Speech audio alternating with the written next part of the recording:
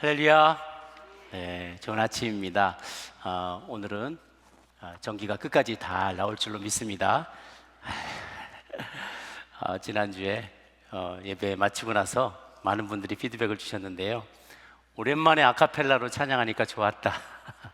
그리고 이렇게 창문으로 벽으로 이렇게 벽에 유리 창문으로 빛이 쫙 들어오는 게 아주 옛날 중세 성당 같은 느낌이, 신비로운 느낌이 들어서 좋았다라고 나름대로 어떻게든지 그 트라우마를 잊어보려고 애를 많이 쓰시는 것 같았어요. 이 예배가 당연한 게 아니라는 생각을 하면 좋겠습니다. 저도 이렇게 누리는 공간, 이렇게 전기가 들어오고 빛이 들어오고 아름다운 공간에서 걱정 없이 편안하게 예배 드리시는 게 이게 또 얼마나 감사하고 고마운 건가 다시 한번 좀 제가 생각해 볼 수 있으면 좋겠습니다. 오늘은 암논의 죄와 다윗의 침묵 이야기를 나눌 텐데요. 지난주에 그래서 영상에 잘 제가 3부에는 아예 안 돌아와가지고 이 생목으로 설교를 했더니 목소리가 좀 안 돌아와요. 예. 지난주에 2부 때 영상이 잘 안 나왔어서 그 사진을 잘 못 보신 분들이 계실 것 같아서 다시 한번 지난주 설교 때 내용을 정리해 드립니다. 우리는 죄를 짓기 때문에 죄인인 게 아니라 어쩌다가 죄를 지어서 재수없게 죄를 지어서 아유 죄인이 돼버렸다, 이게 아니라 by default 기본적으로 우리는 다 죄인이라는 거예요. 아담과 하와 이후로 우리는 다 죄인이에요. 다 죄인이어서 죄를 지을 수밖에 없다는 거죠, 필연적으로. 그래서 죄를 지은 우리들은 인생의 살 시간에 어느 시점인가는 징계를 마주할 수밖에 없다는 거예요. 그게 크든 작든 우리는 다 징계를 경험합니다. 그것이 아무리 작은 죄라도 들킨 사람은 감옥에 가서 죄값을 치르게 되고 징계를 받게 되고요, 큰 죄를 저질렀어도 안 들킨 사람이 있을 수 있어요. 그걸 하나님은 말씀하세요. 죄가 우리를 찾아낼 것이다. 죄가 너희를 찾아낼 것이다. 반드시 우리는 죄값을 치르게 됩니다. 마음으로 속이 시커멓게 타들어가든지, 언제 붙잡힐까봐 두렵고 걱정이 돼서, 들통날까봐 걱정돼서 염려돼서, 그런 마음이, 사람이 양심이 있다면 죄를 짓고 그대로 살 수가 없거든요. 항상 죄를 지은 것에 대한 죄값을 어떤 모양이라든지 치르면서 우리는 다 이 땅에서 징계를 경험하게 되는 거예요. 그런데 믿는 우리들에게는, 믿는 자들에게는 징계함이 없다라고 했어요. 우리에게는 정죄함이 없다. 우리는 징계는 다 받지만 우리 믿는 자들에게 정죄함은 없나니, 그 말은 우리는 영원한 정죄를 받고요, eternal condemnation, 정죄를 받고 지옥에 떨어지지 않는다는 거예요. 그 비결은 무엇인가? 우리가 죄 지은 것에 대해 유죄 판결을 받고 죄 지은 것임을 나는 자각을 하지만, 죄인인 것을 자각하고 죄를 지은 것을 내가 깨닫지만, 십자가의 보혈을 의지해서 내가 회개할 때 십자가의 보혈을 의지해서 우리는 영생으로 옮겨갈 수 있다라는 이 사실이 우리에게 놀라운 축복이라는 거죠. 그러니까 이전에 지었던 모든 죄의 목록과 심지어 수감 생활을 했던 것까지도, 우리가 영적으로 갇혀 있었던 것까지도 다 포함해서 전과가 말소된다는 거예요. 이게 우리에게 복음이에요. 죄 지었고 그 죄의 징계를 받았던 그 모든 전과의 기록들이 다 사그러지고 없어지고, 하나님은 우리를 완전히 새로운 존재로 영원한 나라에서 영생을 누리도록 받아주신다는 사실, 이게 죄인인 우리 모두에게 이런저런 모양으로 징계를 이 땅에서 경험하고 깨닫고 회개하는 우리 모두에게 기쁜 소식이라는 거죠. 그래서 다윗이 큰 죄를 저질렀지만, 그래서 아들이 죽기까지 했지만, 그러나 그가 하나님 앞에서 통해 자복할 때, 그래 너에게 아직도 징계가 남아있지만 너는 정죄함을 받지 않을 것이다, 내가 너에게 은혜를 베풀겠다 라는 하나님의 그 다시 은혜의 메시지가 선포되면서 지난주 시간에 마무리를 했습니다. 이제 오늘 이어지는 이야기는, 그럼에도 불구하고 그 죄에 대한 죄값, 죄로 인한 징계의 이야기는 계속됩니다. 앞으로 여러 장, 아직 시작도 안 됐어요. 아주 여러 장에 걸쳐서 다윗이 범죄하였던 심각한 범죄, 간음의 범죄, 그 다음에 살인의 범죄, 도둑질하는 범죄, 탐냈던 범죄, 이런 범죄 행위에 대한 징계가 이제부터 이제 시작이 되는 것이죠. 오늘 첫 번째 이야기는, 요지는 악한 친구의 조언입니다. 오늘 13장에 처음에 시작되는 이야기에는 다윗의 아들 압살롬에게 아름다운 누이가 있으니 이름은 다말이라. 그런데 암논이 그를 사랑했다라는 이야기가 나옵니다. 첫째 아들이 암논이고요, 셋째 아들이 셋째 아들이 압살롬인데, 셋째 아들 압살롬 밑에 여동생이 있었어요. 다말이라고 아주 예쁜 공주죠. 공주가 있어요. 근데 이 셋째는 엄마가 다 다른데, 이 셋째 엄마는 그슬 왕 탈매의 딸이에요. 그러니까 인접한 다른 국가의 딸을 다윗이 결혼을 했어요. 이것은 정략 결혼에 해당되는 것 같습니다. 그래서 이웃 나라의 공주들과 결혼하게 되면 서로 간에 상호 방위 조약, 침략을 안 하는, 그리고 서로 방위 조약 같은 것을 맺게 되는 그런 격이어서 정략 결혼을 통해서 주변 국가의 그 화평을 추구하는 고대의 어떤 전략이었죠. 그래서 서로 배달은 암논이 있고 다말, 배달은 여동생인 다말이 있는데, 첫째 암논이 다말을 사랑했다라고 이야기를 합니다. 근데 너무 좋아하다 보니까 막 우라병이 났다는 거예요. 거기에 요나답이라는 친구가 있어서 그가 옆에서 이제 조언을 해주게 됩니다. 소위 친구라 하는 요나답은 어떤 사람인가? 다윗의 형 시므아의 아들이에요. 그러니까 다윗의 족하고 암논의 사촌이 되겠죠. 사촌지간입니다. 그런데 이 친구가 찾아오더니 저기 왜 그 암논 형님 왜 이렇게 표정이 안 좋으십니까? 이렇게 안색이 안 좋냐고 이런 얘기를 하면서 접근하는 거죠. 왜 이렇게 파리하냐? 무슨 걱정거리가 있냐? 얘기해봐라. 그러니까 내가 압살롬의 누이 다말을 너무나 사랑하는데 여차여차해서 내가 어떻게 가까이 어떻게 갈 수도 없고 결혼하지도 않은 처자여서 내가 어떻게 할 수도 없다. 그러니까 이 요나답이 자기가 사랑하는 어떤 비책을 알려주는 겁니다. 이 간교한 그는 요나답은 암논이 왕이 계승순이 영순이에요. 그러다 보니까 이 암논과 친하게 지내면 나중에 어떤 권력에 가까이 가줄 수 있다라는 그런 생각 계산을 하는 것이죠. 그래서 간교하게 그에게 접근해서 그의 고민에 해답을 주면서 조언을 주면서 그의 환심을 살려고 합니다. 부도덕한 일을 그에게 조언하는 거예요. 그래? 그러면 병든 척을 하라고. 침상에 누워서 아이고 죽겠다 하고 병든 척을 하고 있으면 소문이 날 테니까 그럼 아버지 다윗 왕이 찾아오지 않겠냐. 찾아오실 때 이거 누가 좀 병문안 좀 해주면 좋겠는데 다말이 해주면 제일 좋겠네요. 이렇게 부탁을 한번 해보라는 거죠. 그리고 다말과 단둘이 있게 되면 네가 원하는 대로 해라. 이런 조언을 하는 거예요. 모사가 누구냐는 건 매우 중요합니다. 우리가 맨날 예전에 영어 공부할 때 깃털이 똑같은 새들은 같이 모인다. Bird of a feather flock together. 맨날 외우던 거 있잖아요. 유유상종이라는 거예요. 비슷한 사람끼리 함께 모이는 법이죠. 비슷한 관심과 성품을 가진 사람들이 끼리끼리 모이기 마련이에요. 사람을 차별하라는 말이 아닙니다. 그런 게 아니라 사람은 자기와 비슷한 사람들 사이에서 평안함과 동질감을 느끼는 거예요. 어떤 세속적인 기준만을 말하는 게 아니라 영적인 기준, 성품의 면, 관심사, 이 모든 것들을 말하는 겁니다. 사람이 어떤 부모나 형제 혹은 친구, 선후배, 직장의 동료, 또 공동체 식구들과 함께 만나고 영향을 주고받는지를 살펴보면 그 사람의 됨됨이를 알 수 있는 경우가 참 많이 있어요. 물론 부모, 형제는 내가 결정할 수 있는 건 아니고 그냥 태어나는 거지만, 그 외에 내가 직장의 동료들이나 학교의 선후배나 공동체에 속한 사람들이나 친구들은 내가 선택할 수 있는 거죠. 그래서 내가 선택한 사람이 어떤 사람인지를 보면 그 사람이 어떤 관심사, 어떤 성품, 어떤 꿈을 가지고 어떤 기질을 가진 사람인지까지도 알아챌 수 있는 경우가 참 많이 있다는 거죠.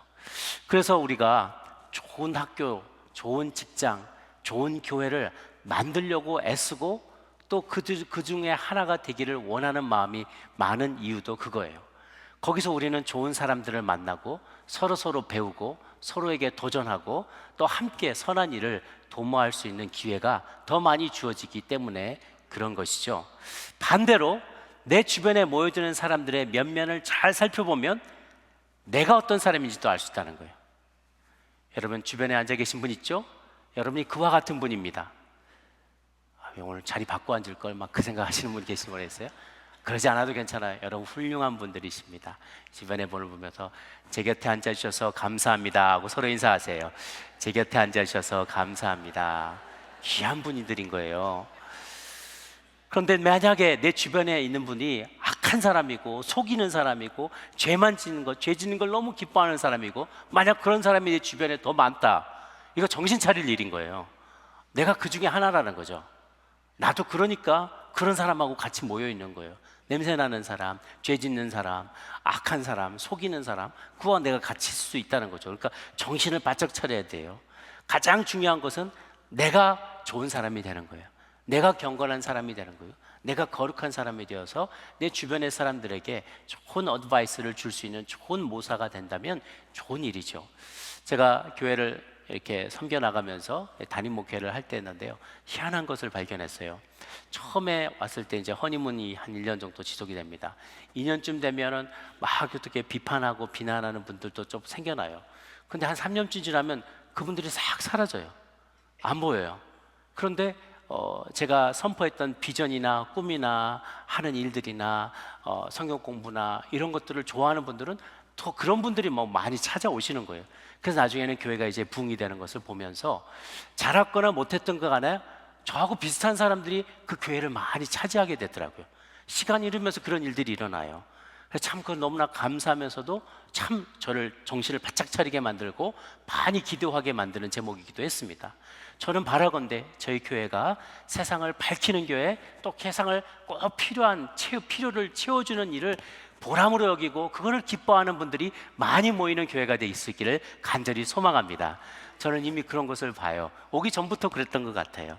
제가 다음 주에 이제 선교 캐나로 내일부터 이제 2주간 출발하는데요, 제가 선교 나갈 때마다 참 너무 감사한 일들이 있어요. 주변에 어르신들 또 믿음의 동료들이요, 열심히 기도해 주시고 또 후원해 주시고 또 그것을 위해서 가 있는 동안도 계속 기도해 주시면서 얼마나들 관심을 많이 보여주신지 몰라요. 나도 가고 싶은데 대신 가주시는 거 너무 감사하다고, 열심히 기도하겠다고. 비슷한 종류 끼리끼리 우리가 모인 것 같아요. 하나님이 기뻐하시는 일을 같이 동참하고 그 일을 하는 것을 보람으로 여기는 분들이 이 자리에 다 계신 줄로 믿습니다. 그래서 그것을 더 많이 퍼뜨려 나가고요, 그 일을 하나님을 기쁘시게 하는 일을 좋아하는 사람들이 저희 교회에 많이 오시게 되면 참 좋겠어요. 그런 분들로 부흥하면 좋겠고요, 놀기 좋아하는 분들은 노는 곳으로 좀 가시면 좋겠고요, 열심히 주님을 섬기는 분들만 모여서 더욱더 주님을 기쁘시게 할 수 있는 제 교회가 되기를 바랍니다. 악한 친구같이 되지 않고 정말 선한 하나님의 사람들로 함께 모여지는 그런 공동체 되기를 바랍니다. 두 번째 제가 나눌 요지는요, 사랑과 정욕은 다르다라는 거예요. 사랑과 정욕이 다르다. 암몬이 얘기합니다. 내가 다말을 사랑하노라. 4절 끝에 내가 압살롬의 누이 다말을 사랑합니다 라고 요나답에게 얘기를 하고 자기의 감정을 다 얘기를 했어요. 근데 과연 그게 사실인가? 여러분 본문을 길게 읽었잖아요. 그 본문에 일어난 그 사건이 있어요. 나중에 정말 그 압살롬의 요나답의 조언처럼 그가 아픈 척을 합니다. 그리고 아버지가 왔을 때 부탁을 해서 다말이 정말 시중을 들어요. 그런데 시중을 드는 그 다말을 그가 다른 사람을 다 물러가게 한 다음에 나한테 먹여주라라고 했다가 그냥 유인해서 그녀를 겁탈을 하게 됩니다. 그 일을 하는 것을 보면서, 그러고 나서는요, 그가 그냥 너는 가버려라, 떠나가라 라고 쫓아냅니다. 그게 사랑일까요? 그건 사랑이 아니었다는 거예요. 처음부터 사랑이 아니었어요. 그건 그저 자신의 욕망을 채우는 것 뿐이었어요. I love you 라고 말하지만 사실은 I love myself, 내 욕망을 사랑한 거였지 그녀를 사랑한 게 아니었다는 거예요. 진정한 사랑이 아니었다는 것이죠. 사랑은 다른 사람의 필요를 채워주고 그를 배려하고 그의 필요를 채워주는 것, 이것이 진정한 사랑이지, 정욕은 내 욕망을 채우려는 마음으로 귀결되는 거죠. 그래서 고린도전서 13장 4절에서 7절까지 저와 번갈아 읽도록 하겠습니다. 사랑은 오래 참고, 사랑은 온유하며 시기하지 아니하며, 사랑은 자랑하지 아니하며 교만하지 아니하며 무례행하지 아니하며 자기의 유익을 구하지 아니하며 성내지 아니하며 악한 것을 생각하지 아니하며 불의를 기뻐하지 아니하며 진리와 함께 기뻐하고 모든 것을 참으며 모든 것을 견디느니라. 아멘. 여기서 사랑은 오래 참는다는 거예요. 기다려준다는 것이죠. 온유하다는 거예요. 성내지 않는다는 거. 무례하게 나의 욕망을 채우려고 무례하게 요구하지 않고요. 그리고 자기 유익을 구하지 않는데요. 다른 사람의 유익을 구한다는 거예요. 사랑하는 그 상대가 무엇을 필요로 하는지, 그 사람은 어떤 니드가 있는지, 또 그 사람을 어떻게 하면 더 마음을 편안하게 해줄 수 있을지, 아프지 않게 해줄 수 있을지, 어떻게 하면 그에게 보람 있게 그에게 기쁨을 줄지, 그것을 생각하면서 늘 그를 위해서 베풀고 돕고 섬기는 것, 이게 진정한 사랑의 모습이라는 거죠. 욕망은 나를 사랑하는 거예요. 나를 기쁘게 하는 거죠. 예수님께서 그 본을 가장 잘 보여주셨어요. 참된 사랑은 우리 위하여 목숨까지 내어주는 것, 목숨까지 내어주는 게 진정한 사랑인데, 암논은 다말을 사랑한다고 말해놓고 자기 욕망 채우고 나서는 폐기 처분해버린다는 거예요.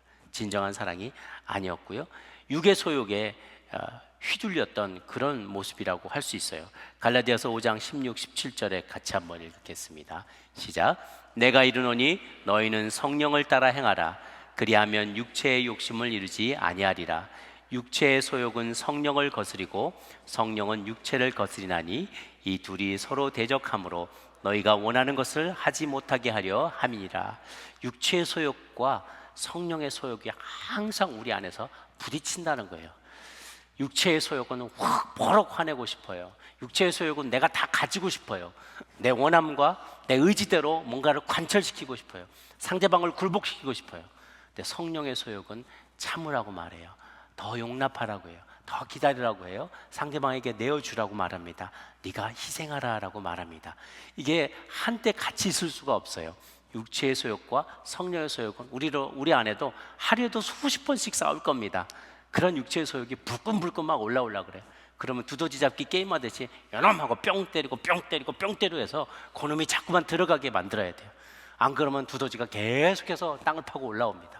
이놈들을 다 잠잠할 수 있도록 주님 앞에서 늘 기도하며 내 마음을 다스려야 할 거예요. 암논이 이렇게 다말을 범하고 났을 때 이 사건은 정말 충격적인 사건이었을 겁니다. 다말에게는 정말 씻을 수 없는 트라우마가 됐을 거예요. 왜냐하면 지금도 그렇겠지만 과거에는 더 심했어요. 결혼하지 않는 한 처녀가 이런 추행을 당하게 되는 것은 순결을 잃게 되는 것은 매우 이 여인의 삶에 커다란 치명상이 되고 오점이 됩니다. 처녀성을 상실한 여인이 겪는 운명은 너무나 비참했어요. 일단은 결혼의 대상에서 제외가 되게 되고요, 심할 때는 큰 수치를 당하게 되고, 심할 때는 집안에서도 추방당하게 돼요. 쫓겨나게 돼요. 너가 어떻게 행실했길래 이런 일을 당하게 되냐. 그거 여인의 잘못이 아닌데도 불구하고 이런 불행한 일들을 겪게 되는 거죠. 그래서 유대 사회에서 이제 결혼을 하게 될 때 신랑이 신부 측에다가 거액의 지참금을 제공을 합니다. 그 이유는 뭐냐면 이 여인이 이제 우리 집안에 들어오게 되고 결혼하게 되면서 이제 결혼한 기혼녀가 됐다는 거예요. 그 처녀성을 상실했어요. 그것에 대해서 충분한 대가를 지불하는 거예요. 왜냐하면 그러다가 살다가 내가 몸에 마음에 들지 않는다 하고 이혼을 하게 되면 이 여인은 처녀성을 잃은 상황에서 집으로 돌아가게 되면서 다시는 다른 사람을 만날 수가 없는 거예요. 그렇게 되면 생계수단이 막막해지기 때문에 그것을 보존해주는 차원에서 이 지참금이 활용되게 되었거든요. 그러니까 한 여성이 여성으로서 순결함을 지키고 한 남자의 아내가 되고 결혼의 관계에 이르게 될 때 그 과정이 굉장히 중요한 것이고요, 그것이 아닌 이런 성폭행을 당하거나 어려움을 겪게 됐을 때는 여인의 삶이 운명의 송두리째 나락으로 떨어지게 되는 거예요. 그러니까 이 일은 충격적인 일이었던 거죠. 더더군다나 다말은 다윗의 공주였어요. 다윗의 딸이잖아요. 베달은 합시스터. 그래서 공주였고 정말 채색 옷을 입고 좋은 것만 먹고 좋은 것만 대접받고 왕실에서 정말 품위 있게 교육받고 자라던 그 여인이 여기서 이런 험한 일을 당하고 나니까 얼마나 충격이 컸겠어요. 그래서 자신의 그 삶이 얼마나 힘들었는지 그것을 표시하기 위해서 그냥 이 죄를 뒤집어 쓰고 옷을 찢고 채색 옷을 찢으면서 자신의 지극한 슬픔을, 그리고 분노와 슬픔을 표시하며 오빠의 집으로 돌아가게 된 것이죠. 이것은 암논은 이렇게 한 여인이 이 삶에 큰 오점을 남긴 것뿐만 아니라 더 나아가서 하나님이 율법으로 금했던 근친상간의 죄까지도 범했던 것입니다. 신명기 27장 22절에 보면 그의 자매 곧 그의 아버지의 딸이나 어머니의 딸과 동침하는 자는 저주를 받을 것이라 할 것이요 모든 백성은 아멘 할지니라 라고 되어 있다는 거죠. 암논이 품었던 감정은 사랑이 아니라 분명히 욕망이었던 걸 알 수 있는 게 욕망을 채운 직후에 갖게 되는 그의 마음이에요. 15절에 보면 그리하고 암논이 그를 심히 미워하니 이제 미워하는 미움이 전에 사랑하던 사랑보다 더한지라. 암논이 그에게 이르되 일어나 가라, 그만 떠나가라. 야 여봐라, 시종들한테 뭐들 하느냐, 당장 끄집어내라. 저 밖에 쫓아내버리고 문도 고리도 걸어 잠가버리라고, 당장 떠나보내라고 그렇게 명령을 하는 것이죠. 조금 전까지만 해도 그녀를 나는 너무 사랑한다 하고 난 병들겠다 그래서 병든 신용까지도 하고 온갖 연기를 다 하던 그가 이렇게 돌변하게 된 것은 무엇 때문일까? 욕망이 다 싣고 나니까 꼴 보기 싫은 거예요. 욕망의 대상이었고 자기도 양심이 있으니까 알잖아요. 자기가 어떤 범죄를 저지르는지를 알잖아요. 이 범죄의 현장을 자기가 벗어나고 싶은 거예요. 자기가 여기에 책임이 있다는, 이 사건에 대해서 책임이 있다는 것을 인정하고 싶지 않은 거죠. 그러니까 자기가 안 떠나고 빨리 쫓아보내라고, 보기 싫다고. 죄 지은 자의 모습이는 거예요. 떠나보내고 싶은 것이죠. 온갖 그 순간 이후로 바로 수치심과 불안과 또 부정적인 감정이 들기 시작하는 거예요.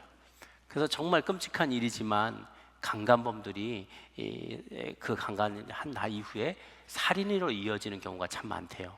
그게 비슷한 심리라는 거예요. 자기가 죄를 졌음에도 불구하고 그 죄가 자기도 싫은 거예요. 그러니까 빨리 끝내버리고 깨끗이 치워버리고 증거도 남기지 않고 그러려고 하는 것이죠. 역시 I love you라고 말하지만 사실은 I love myself. 내가 내 자신을 사랑하는 거예요. 내 욕망을 채우기를 원하는 것이죠. 남성들이 자기 안에 있는 이 욕망을 제어하지 못할 때 자기 삶을 포함해서 얼마나 많은 사람들의 인생을 불행하게 만들 수 있는지를 잘 보여줍니다. 그런데 사실 이것은 단순히 성적인 문제만은 아닌 거예요.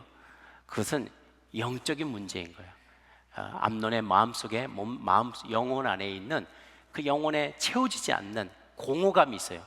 그 안에 채워지지 않는 마음, 불안한 마음, 외로운 마음, 또 누군가로부터 사랑받고 싶은 마음, 이런 것들이 채워지지 않은 것들이 너무나 많았기 때문에 이것을 채워보려고 낮은 차원의 만족인 육체적인 만족, 쾌락을 쫓아나갔던 것에 불과한 것이죠. 일시적으로 쾌감을 주는 것들이 많이 있어요. 그러면 이 도파민이 막 나온다고 합니다. 먹는 것, 마시는 것, 몸이 쾌감을 느끼는 것, 그런 것들을 막 찾아서 할 때요, 막 도파민이 뿜어져 나오면서 잠시 잠깐의 쾌락을 누려요. 근데 그건 특징이 뭐냐면 오래가지 못한다는 거예요. 그리고 오래가지 못하고 그것을 기쁨을 누리기 위해서 했던 행위들에 대해서 급격히 후회가 되고 또 실질적으로 내게 손해가 되는 일들이 많다는 거예요. 짧은 쾌감을 위해서 치러야 될 대가가 너무나 많다는 거죠. 그리고 그 다음에는 동일한 기쁨, 쾌락을 누리기 위해서는 더 강한 자극을 줘야만 동일한 쾌락을 누릴 수가 있게 되기 때문에 점점 인생이 나락으로 빠져들어간다는 겁니다. 소셜 네트워크, SNS를 많이 한다든가, 게임 중독에 빠진다든가, 음란물을 바라본다든가, 패스트푸드 먹으면서 잠깐의 그 위로를 받는다든가, 이런 것들은 다 단기간에 강한 자극을 줘서 도파민이 뿜어져 나오게 하는 거예요. 술 마셔서 도박하면서 뭔가 잠시 짜릿함을 경험하는데 그걸 오래가지 못한다는 거죠.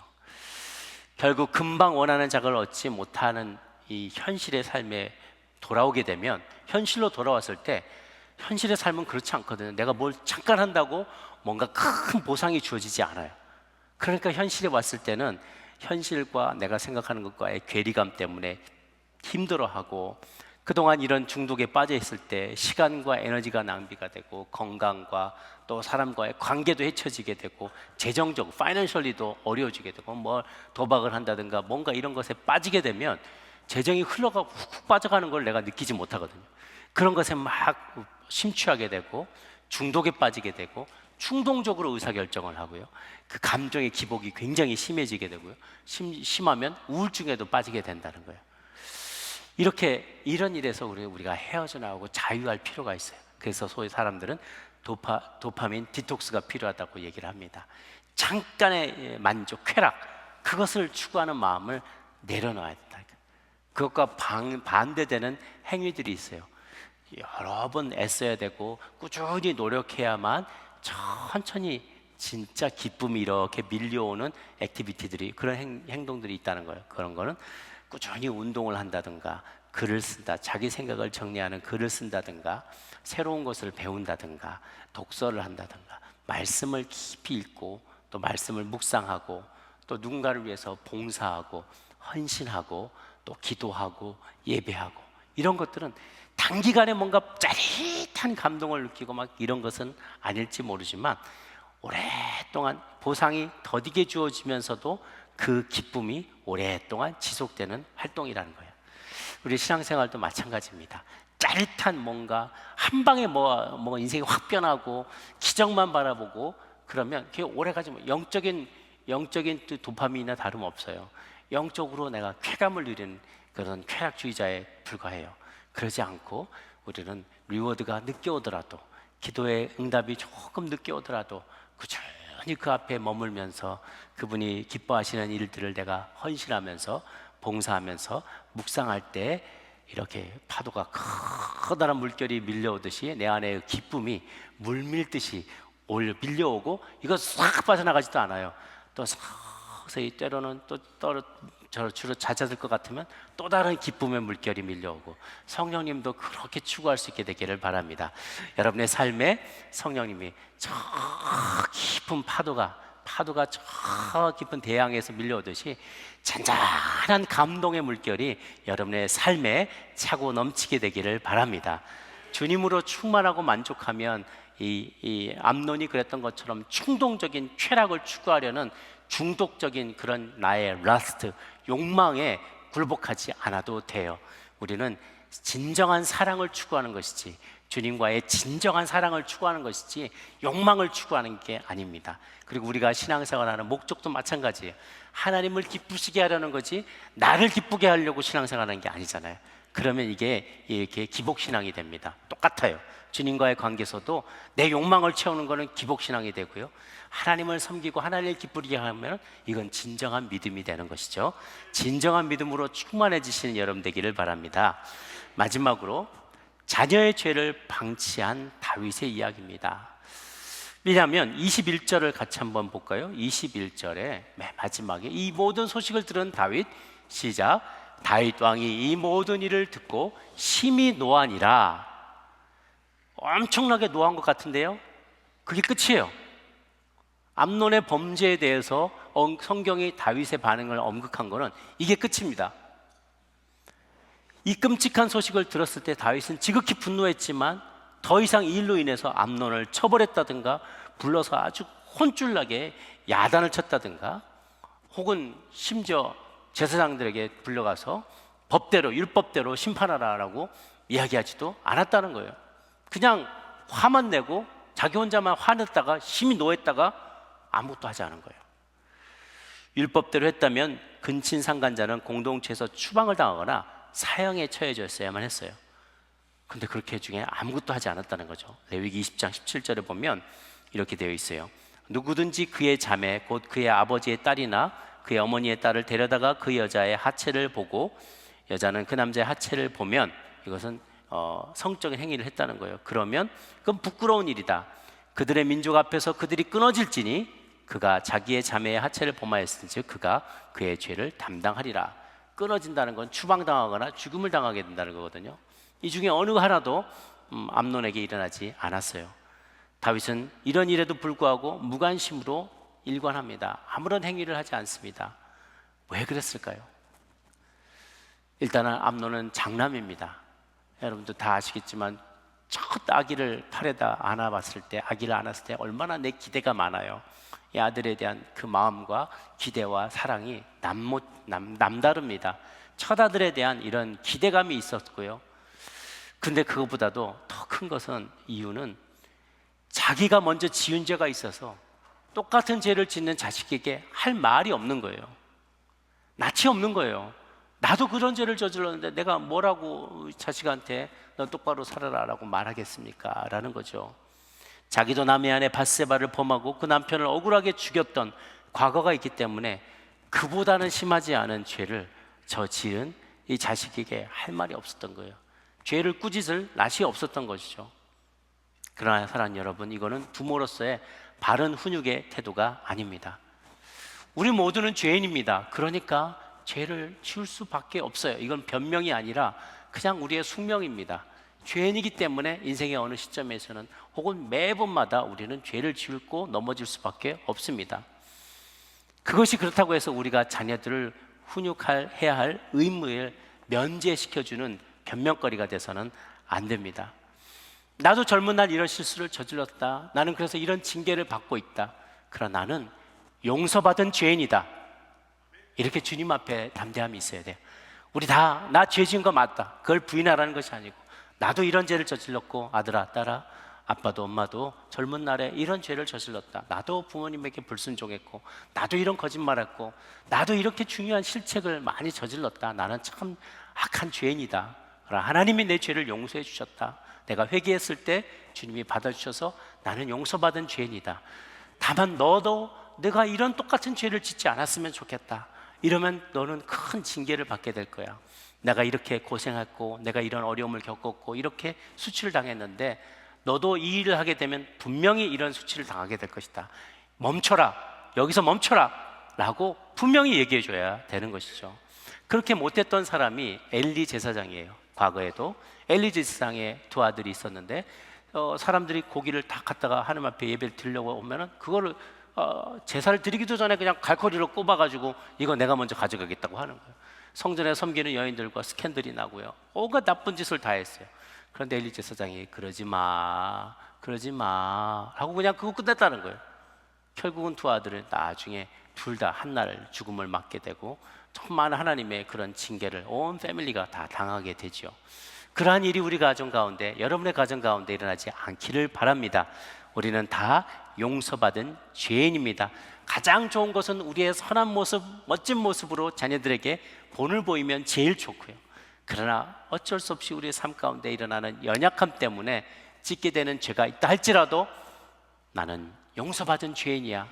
너도 이 일을 다시는 겪지 않으면 좋겠다 라는 충심으로 잘 격려해 줄 수 있기를 바랍니다. 바울도 나는 죄인의 괴수라 라고 얘기했어요. 내가 죄인의 괴수니까 나는 할 말이 없어요 라고 말하지 않고 나를 본받으라고요. 내가 죄인의 괴수지만 용서는 받았다. 그러니까 여러분도 담대함을 가지고 내가 가르치는 대로, 내가 보이는 대로 따라서 살 수 있기를 바랍니다 라고 강조하잖아요. 우리도 그렇게 살 수 있게 되기를 바랍니다. 말씀을 맺습니다. 오늘 일련의 사건을 보면서 죄는 반드시 결과가 따른다. 죄가 반드시 저와 여러분을 쫓아갈 것입니다. 찾아낼 것입니다. 죄에서 도망가려고 하지 마세요. 죄를 인정하세요. 그리고 회개하시고 돌이키십시오. 하나님의 용서가 우리 가운데 임하게 될 것입니다. 이 모든 불행의 시작이 다윗의 탈선 때문이었습니다. 그가 욕망을 제어하지 못했고 자기를 사랑했기 때문에 그래요. 우리가 신앙생활하면서 나를 사랑하지 않고 하나님을 사랑할 수 있게 되기를 바랍니다. 내가 하고 싶은 거, 내 쾌락, 나의 욕망, 나의 어젠다, 내 것만을 추구하면 이게 또 다른 러스트예요. 이게 성적인 러스트만을 말하는 게 아닙니다. 여기는 성적으로 발현이 됐지만 다른 것은 재정적인 것일 수도 있고 명예욕일 수도 있고 어떤 정치, 어떤 세력, 내가 어떤 권력 이런 데한 욕망이 그건 결국은 나를 사랑하는 거예요. 나를 사랑하는 것으로부터 하나님을 사랑하는 것으로 옮겨가게 될 때 자기 중심성을 벗어버리게 되고 우리는 하나님 중심의 삶을 살게 될 줄로 믿습니다. 야고보서 1장 14, 15절을 같이 한번 보겠습니다. 시작. 오직 각 사람이 시험을 받는 것은 자기 욕심에 끌려 미혹됨이니 욕심이 잉태한 즉 죄를 낳고 죄가 장성한 즉 사망을 낳느니라. 욕심을 끌려가다 보면 사망에 맞게 됩니다. 우리는 이것을 리버스 바꿔야만 합니다. 욕망을 제어하는 사람이어야 합니다. 내 욕망을 사랑하지 아니하고 하나님을 사랑하고 사람들을 진심으로 사랑하고 섬기는 사람들이 되십시다. 내가 비록 실패했을지라도 돌이켜 기도하며 다른 이들을, 많은 이들을 주의 옳은 길로 인도하는 하늘의 별과 같이 빛나는, 주님께 칭찬받는 저 여러분 모두가 되시기를 주님의 이름으로 축복합니다. 기도하겠습니다.